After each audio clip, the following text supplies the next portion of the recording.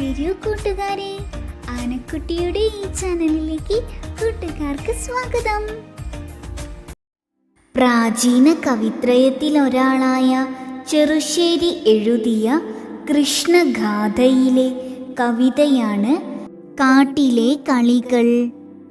കന്നു മേച്ചിങ്ങനെ നിന്നു വിളങ്ങിന നന്ദനനുജൻ താനന്നൊരു നാൾ, കാനനം തന്നിലെ പോയിട്ടു വേണമേ ഭോജനമിന്നെനിക്കെന്നു നന്ദി.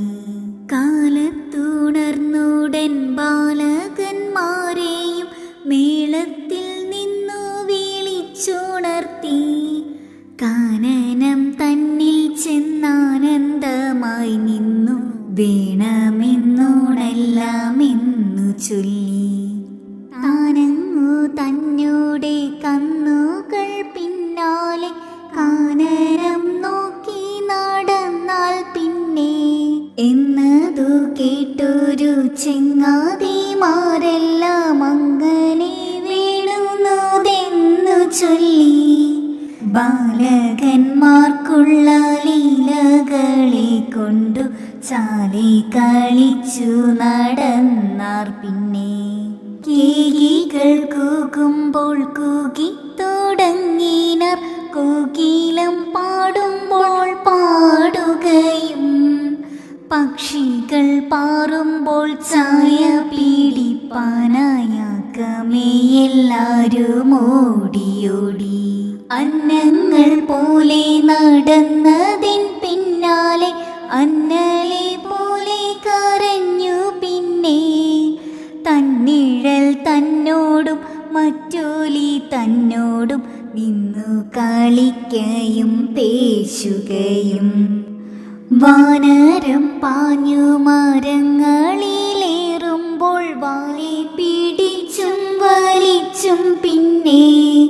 പുണ്യങ്ങൾ ചെയ്തുള്ള പൈതങ്ങളിങ്ങനെ കണ്ണനുമായി കളിക്കും നേരം, കംസന്റെ ചൊല്ലാലെ വന്നൊരു ദാനവൻ ഹംസങ്ങൾ ചാരത്തു കാകൻ പോലെ.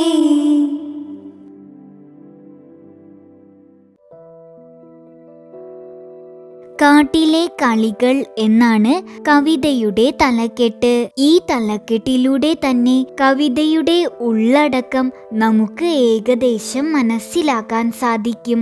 ഈ കവിതയിൽ ശ്രീകൃഷ്ണനും കൂട്ടുകാരും കാട്ടിൽ പോയി കളിക്കുന്ന കളികളെ കുറിച്ചും എങ്ങനെയാണ് കളികളിലൂടെ പ്രകൃതിയുമായി കുട്ടികൾ ഇഴുകിച്ചേരുന്നത് എന്നതിനെ കുറിച്ചുമെല്ലാമാണ് കവിതയിൽ പറഞ്ഞിരിക്കുന്നത്. നമുക്ക് കവിതയുടെ അർത്ഥം മനസ്സിലാക്കാം.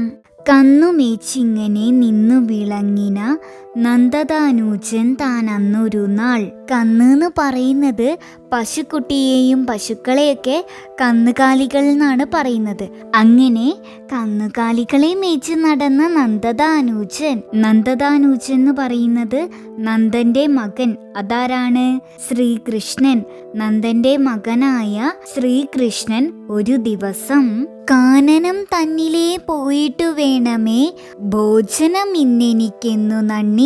കാട്ടിലേക്ക് ഇന്ന് പോയിട്ട് ഭക്ഷണം അവിടുന്ന് കഴിക്കാമെന്ന് വിചാരിച്ചു. കാനനം എന്ന് പറഞ്ഞാൽ കാട്, ഭോജനം എന്ന് പറഞ്ഞാലോ ഭക്ഷണം. നന്ദി എന്നതിനർത്ഥം വിചാരിച്ചു. ആരാണ് വിചാരിക്കുന്നത്? ശ്രീകൃഷ്ണനാണ് വിചാരിക്കുന്നത്. കാട്ടിലേക്ക് പോയിട്ട് ഇന്ന് ഭക്ഷണം കഴിക്കാമെന്ന് ശ്രീകൃഷ്ണൻ വിചാരിക്കുകയാണ്. കാലത്തുണർന്നുടൻ ബാലകന്മാരെയും മേളത്തിൽ നിന്നു വിളിച്ചുണർത്തി. രാവിലെ ഉണർന്ന ഉടനെ തന്നെ ബാലകന്മാരെയെല്ലാം മേളത്തിൽ വിളിച്ചുണർത്തി. മേളത്തിൽ വിളിച്ചുണർത്തുക എന്നതിനർത്ഥം ശ്രീകൃഷ്ണൻ തന്റെ പുല്ലാങ്കുഴലൂതിയിട്ടാണ് സുഹൃത്തുക്കളായ ബാലകന്മാരെ എല്ലാവരെയും വിളിച്ചുണർത്തുന്നത്. ശ്രീകൃഷ്ണൻ എന്നിട്ട് അവരോട് എന്താണ് പറയുന്നത്? കാനനം തന്നിൽ ചെന്ന് ആനന്ദമായി നിന്നു വേണമിന്നൂണെല്ലാം എന്നു ചൊല്ലി കാട്ടിൽ ചെന്നിട്ട് ആനന്ദത്തോടെ വേണം ഇന്ന് ഉച്ചഭക്ഷണം എന്ന് പറഞ്ഞു. ആനന്ദം എന്നതിനർത്ഥം സന്തോഷം. കാട്ടിൽ ചെന്നിട്ട് സന്തോഷത്തോടെ വേണം ഇന്ന് ഉച്ചഭക്ഷണം കഴിക്കാൻ എന്ന് ശ്രീകൃഷ്ണൻ അവരോട് പറയാണ്. പിന്നെന്താണ് ശ്രീകൃഷ്ണൻ പറയുന്നത് അവരോട്? താനങ്ങു തന്നെ കന്നുകൾ പിന്നാലെ കാനനം നോക്കി നടന്നാൻ പിന്നെ ഞാനും എൻ്റെ കന്നുകാലികളും കാടിനെ ലക്ഷ്യമാക്കി നടക്കാം എന്നതു കേട്ടൊരു ചെങ്ങാതിമാരെല്ലാം അങ്ങനെ വേണുന്നതെന്നു ചൊല്ലി. ഇത് കേട്ട സുഹൃത്തുക്കൾ എല്ലാവരും അങ്ങനെ തന്നെ മതി എന്ന് പറഞ്ഞു. ബാലകന്മാർക്കുള്ള ലീലകളെ കൊണ്ടു ചാലെ കളിച്ചു നടന്നാർ. പിന്നെ ശ്രീകൃഷ്ണനും കൂട്ടുകാരും കാട്ടിൽ പോയിട്ട് നന്നായി ഓരോ കുസൃതികൾ കളിച്ചു നടന്നു എന്നാണ് ഈ വരികളിൽ പറയുന്നത്. കേകികൾ കൂകുമ്പോൾ കൂകി തുടങ്ങിനാർ, കോകിലം പാടുമ്പോൾ പാടുകയും. കേകികൾ എന്ന് പറഞ്ഞാൽ മയിലുകൾ, കോകിലം എന്ന് പറഞ്ഞാൽ കുയില്. അവരെന്തെല്ലാമാണ് ചെയ്തത്? മയിലുകൾ കൂകുന്ന സമയത്ത് കൂകുകയും കുയിലുകൾ പാടുന്ന സമയത്ത് പാടുകയും ചെയ്തു. പിന്നെ അവർ എന്തെല്ലാം കളികളാണ് കളിച്ചത്? അടുത്ത വരി നോക്കൂ. പക്ഷികൾ പാറുമ്പോൾ ചായ പിടിപ്പാനായി ആക്കമേ എല്ലാരും ഓടിയോടി. ചായ എന്നതിനർത്ഥം നിഴൽ. പക്ഷികൾ പാറുന്ന സമയത്ത് അവയുടെ നിഴൽ പിടിക്കാനായി ശക്തിയോടെ എല്ലാവരും ഓടി. പിന്നെ എന്തെല്ലാം കളികളാണ് അവര് കളിച്ചത്? അന്നങ്ങൾ പോലെ നടന്നതിൻ പിന്നാലെ അന്നലെ പോലെ കരഞ്ഞു. പിന്നെ അരയന്നങ്ങളെ പോലെ നടക്കുകയും അവയെ പോലെ കരയുകയും ചെയ്തു. അന്നങ്ങൾ, അന്നൽ എന്നിവയെല്ലാം അരയന്നത്തിന്റെ പര്യായ പദങ്ങളാണ്. അടുത്തതായി അവരെന്താണ് ചെയ്തത്? തന്നിഴൽ തന്നോടും മറ്റൊലി തന്നോടും നിന്നു കളിക്കയും പേശുകയും സ്വന്തം നിഴലിനോടും ശബ്ദത്തിന്റെ പ്രതിധ്വനിയോടും കളിക്കുകയും സംസാരിക്കുകയും ചെയ്തു. പിന്നെന്തെല്ലാം അവർ ചെയ്തു? വാനരം പാഞ്ഞു മരങ്ങളിലേറുമ്പോൾ വാലെ പിടിച്ചു വലിച്ചും. പിന്നെ വാനരം എന്ന് പറഞ്ഞാൽ കുരങ്ങുകൾ.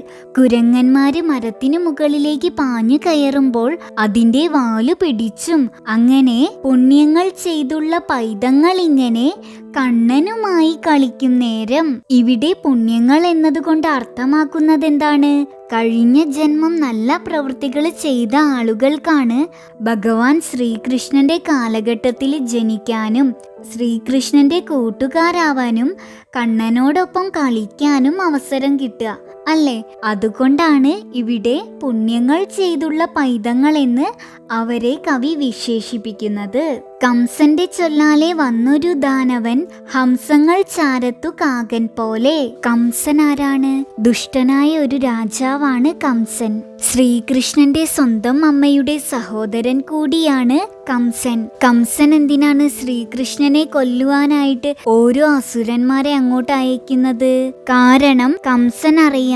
ശ്രീകൃഷ്ണന്റെ കൈകൊണ്ടാണ് താൻ വധിക്കപ്പെടുക എന്ന്. അതുകൊണ്ടാണ് കംസൻ ശ്രീകൃഷ്ണനെ കൊല്ലുവാനായിട്ട് ഓരോ അസുരന്മാർക്കും ആജ്ഞ നൽകുന്നത്. എന്നാൽ ശ്രീകൃഷ്ണൻ ആരാണ്? ഹിന്ദു പുരാണം അനുസരിച്ച് ഭഗവാൻ മഹാവിഷ്ണുവിന്റെ പൂർണ്ണ അവതാരമാണ് ശ്രീകൃഷ്ണൻ. അതുകൊണ്ട് തന്നെ ശ്രീകൃഷ്ണന് ദുഷ്ടന്മാരായ ഓരോ അസുരന്മാരെയും പെട്ടെന്ന് തിരിച്ചറിയാനും അവരെ വധിക്കുവാനും സാധിക്കും. ഇവിടെ വരികളിൽ എന്താണ് പറഞ്ഞിരിക്കുന്നത്? കംസന്റെ വാക്കു കേട്ടു വന്ന അസുരൻ അരയന്നങ്ങളുടെ അടുത്തു നിൽക്കുന്ന കാക്കയെ പോലെയാണ് എന്നാണ് കവി പറഞ്ഞിരിക്കുന്നത്. ദാനവൻ എന്നതിനർത്ഥം അസുരൻ. ഹംസങ്ങൾ എന്നത് അരയന്നത്തിന്റെ മറ്റൊരു പര്യായ പദമാണ്. കാകൻ എന്നതിനർത്ഥം കാക്ക. അരയന്നത്തിന്റെ നിറം വെളുപ്പാണ്, കാക്കയുടെ നിറം കറുപ്പാണ്. ആ ഒരു വ്യത്യാസം കൊണ്ട് തന്നെ അവയെ പെട്ടെന്ന് നമുക്ക് തിരിച്ചറിയാൻ സാധിക്കും. അതുപോലെയാണ് കംസന്റെ വാക്കു കേട്ടുവന്ന അസുരനെ പെട്ടെന്ന് തിരിച്ചറിയാൻ സാധിക്കും എന്ന സൂചനയാണ് ഹംസങ്ങൾ ചാരത്തു കാകൻ പോലെ എന്ന വരി കൊണ്ട് കവി അർത്ഥമാക്കുന്നത്. അതായത് ഹംസങ്ങൾ എന്നത് ശ്രീകൃഷ്ണന്റെ കൂട്ടുകാരോടും കാകൻ എന്നത് കംസന്റെ വാക്കു കേട്ടുവന്ന അസുരനോടും കവി സാമ്യപ്പെടുത്തുന്നു. കൂട്ടുകാർക്ക് കവിതയുടെ അർത്ഥം മനസ്സിലായോ? പദങ്ങൾ അന്വേഷിച്ച്.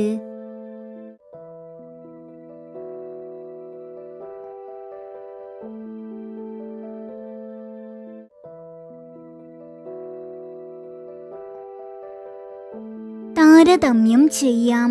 കാട്ടിൽ പോയ കണ്ണനും കൂട്ടുകാരും അവിടെ ഏതെല്ലാം കളികളിലാണ് ഏർപ്പെട്ടത്? നിങ്ങൾ കളിക്കുന്ന കളികളുമായുള്ള സാമ്യ വ്യത്യാസങ്ങൾ ചർച്ച ചെയ്യൂ. താരതമ്യം ചെയ്ത് കുറിപ്പ് തയ്യാറാക്കൂ. മയിലുകൾ കൂകുമ്പോൾ കൂടെ കൂകിയും, കുയിലുകൾ പാടുമ്പോൾ കൂടെ പാടിയും, പക്ഷികൾ പാറുമ്പോൾ അവയുടെ നിഴൽ പിടിക്കാനായി ഓടിയും, അരയന്നങ്ങൾ പോലെ നടന്നും കരഞ്ഞും, പിന്നെ സ്വന്തം നിഴലിനോടും ശബ്ദത്തിന്റെ പ്രതിധ്വനിയോടും കളിച്ചും സംസാരിച്ചും, മാത്രമല്ല മരത്തിൽ കയറുന്ന കുരങ്ങുകളുടെ വാല് പിടിച്ചു വലിച്ചുമെല്ലാമാണ് കണ്ണനും കൂട്ടുകാരും കളിക്കുന്നത്. ഇതിലൂടെ അവർ പ്രകൃതിയെ കണ്ടും തൊട്ടും കേട്ടും അറിഞ്ഞും അനുകരിച്ചുമാണ് കാട്ടിൽ കളിക്കുന്നത് എന്ന് മനസ്സിലാക്കാൻ ആകുന്നു. പ്രകൃതിയിലെ എല്ലാ ജീവജാലങ്ങളെയും സ്വന്തം കൂട്ടുകാരാക്കുകയാണ് കണ്ണനും കൂട്ടുകാരും ചെയ്യുന്നത്. സ്വാതന്ത്ര്യവും ഭാവനയും ഒത്തുചേരുമ്പോൾ കളികൾ കൂടുതൽ സുന്ദരമായി മാറുന്നു. കണ്ണനും കൂട്ടുകാരും കളിക്കുന്ന കളികളിൽ കുട്ടിത്തത്തിന്റെ സൗന്ദര്യമാണ് എങ്ങും നിറഞ്ഞു നിൽക്കുന്നത്.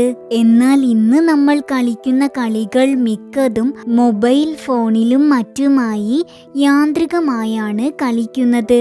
അതിനാൽ തന്നെ ഇന്നത്തെ തലമുറയിലെ കുട്ടികൾക്ക് പ്രകൃതിയെ അറിയാനും സ്നേഹിക്കാനും കഴിയാതെ പോവുന്നു. അവർ വീടിന്റെ 4 ചുമരുകൾക്കുള്ളിൽ ഒതുങ്ങിക്കൂടുന്നു. കൂടാതെ അവരുടെ കുട്ടിത്തം നിറഞ്ഞ കളികൾ പതിയെ ഇല്ലാതാവുന്നു.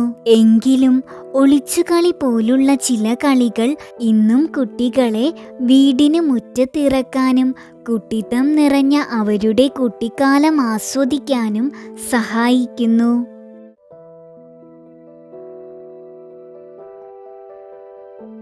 എൻ്റെ കളിമോഹങ്ങൾ: ഗോലിക്കളി, വള്ളം കളി, നീന്തൽ കളി, അമ്പെയ്ത്ത് കളി ഇവയെല്ലാമാണ് ഞാൻ ആഗ്രഹിച്ചിട്ടും എനിക്ക് കളിക്കാൻ കഴിയാത്ത കളികൾ. ഗോലി എൻ്റെ പക്കൽ ഉണ്ടെങ്കിലും മണ്ണിൽ കളിക്കാൻ എൻ്റെയും എൻ്റെ കൂട്ടുകാരുടെയും രക്ഷിതാക്കൾ അനുവദിക്കില്ല.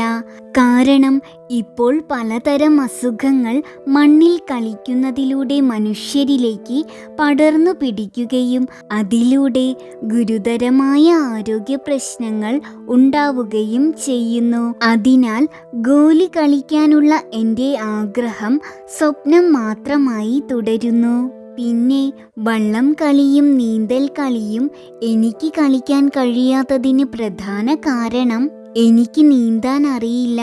കൂടാതെ എൻ്റെ വീടിന്റെ പരിസരത്ത് വൃത്തിയുള്ള കുളങ്ങളും പുഴകളുമില്ല. അതിനാൽ എനിക്ക് നീന്താൻ പഠിക്കാൻ സ്വിമ്മിംഗ് പൂളിനെ ആശ്രയിക്കേണ്ടി വരുന്നു. അത് വളരെ ചിലവേറിയത് കൊണ്ട് കുറച്ചു കാലം കഴിഞ്ഞതിനു ശേഷം നീന്തൽ പഠിക്കാമെന്ന് ഞാൻ കരുതി. ഇതുപോലെയാണ് അമ്പെയ്ത്തു കളിയുടെ കാര്യവും. എനിക്ക് ഏറ്റവും ഇഷ്ടമുള്ളതും എന്നാൽ കളിക്കാൻ ഇതുവരെ അവസരം ലഭിക്കാത്തതുമായ കളിയാണ് അമ്പെയ്ത്ത്. ടിവിയിലും യൂട്യൂബിലുമെല്ലാം ഞാൻ അമ്പെയ്ത്തു കളി കാണാറുണ്ട്. അങ്ങനെയാണ് എനിക്ക് അമ്പെയ്ത്തു കളിയോട് ഇത്രയും പ്രിയം വന്നത്. ഭാവിയിൽ ഒരു പക്ഷേ എനിക്ക് അമ്പെയ്ത്ത് പഠിക്കാനും ഇന്ത്യയെ പ്രതിനിധീകരിച്ച് അമ്പെയ്ത്ത് മത്സരങ്ങളിൽ പങ്കെടുക്കാനും അവസരം ലഭിക്കുമെന്ന് ഞാൻ പ്രതീക്ഷിക്കുന്നു. ആനക്കുട്ടിയുടെ ഈ ചാനൽ കൂട്ടുകാർക്ക് ഇഷ്ടമായെങ്കിൽ ലൈക്ക് ചെയ്യൂ, ഷെയർ ചെയ്യൂ, സബ്സ്ക്രൈബ് ചെയ്യൂ. ബെല്ലൈക്കൺ ക്ലിക്ക് ചെയ്യാൻ മറക്കല്ലേ. ഇനി നമുക്ക് അടുത്ത വീഡിയോയിൽ കാണാം. ടാറ്റാ.